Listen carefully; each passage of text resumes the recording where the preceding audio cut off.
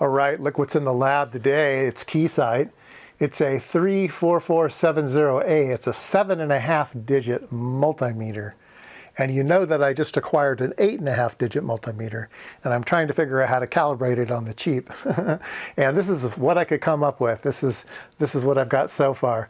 A fellow at Keysight let me borrow this for a month. I have it until the first of the year. So yeah, so I'm going to calibrate my entire lab to this meter here. Now it's a brand new meter, never been used. You can see it's still got stickers on it. It's got the sticker on the front here that says don't go over current on these guys. It still has the film. There we go. Does that look beautiful? Yes, indeed. So it has never been used. And so it has been recently calibrated, obviously, from the factory. So it's well within its cal. It's only a couple months old, and I will use it to calibrate things. All right, the first thing I want to calibrate is my calibrator. So let's see how bad it is right now. Well, that's not so bad, is it? 000032, so very, very nice. Yeah. 3. Well, look at that. So my calibrator is calibrated, not too bad for the garage, but we will try to spiff it up. Now my calibrator is 1, 2, 3, 4, 5.5 digits, and we have a 7.5 digit meter, so we should be able to dial it in just fine. This one goes to 10 here, yeah. So yes, indeed, we do have some work ahead. I'm going to let this one warm up for a while, let it warm up for 4 hours, something like that, and get everything to stabilize, and then go ahead and calibrate this. And then we will then go the next step further, which is to calibrate this, which is my 8.5 digit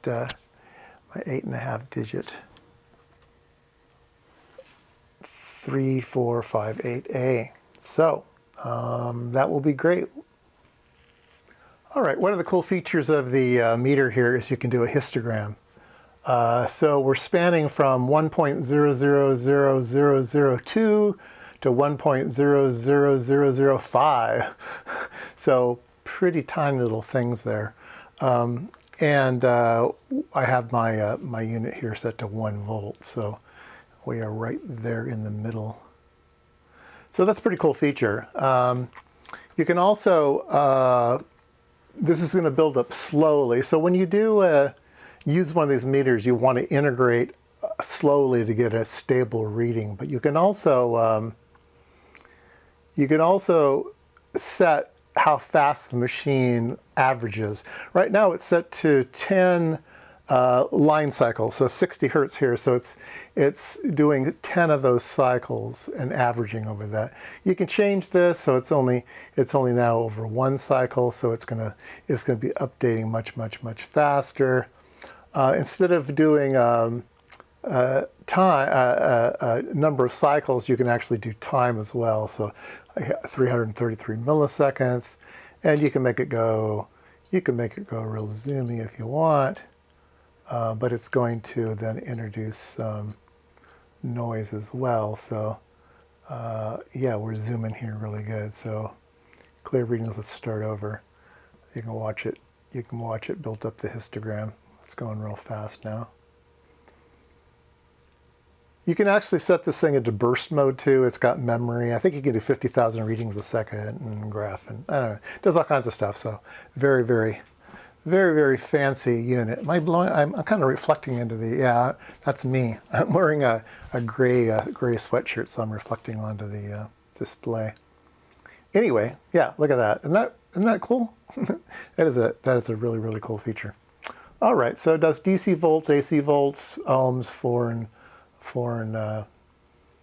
2-wire, 4-wire, frequency, continuity, capacitance, diodes. That's all kinds of stuff. Let's take a look at the back. I've got it on the board here. And on the back, we've got USB A, that's pretty old school, LAN connection, trigger in and out, and measurement completion, tells you when it's done, it's averaging thing. And then the back, I won't take that one off, the back connections.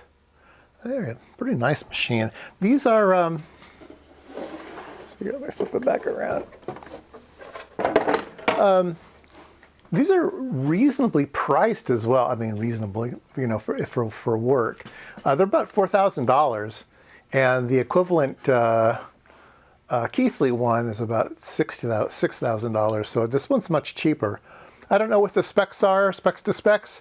Maybe the Keysight's a little better. I'm not sure, but this does 7.5 digits. So I mean, what else do you need? They do have a patent on this thing called True Volt, whatever that is, some kind of measuring with an A to D and then doing a bunch of math on it. So they have some kind of patent on whatever math they use on that. But yeah, I'm going to use this with my machine here, Calibrate, and we'll see how we do.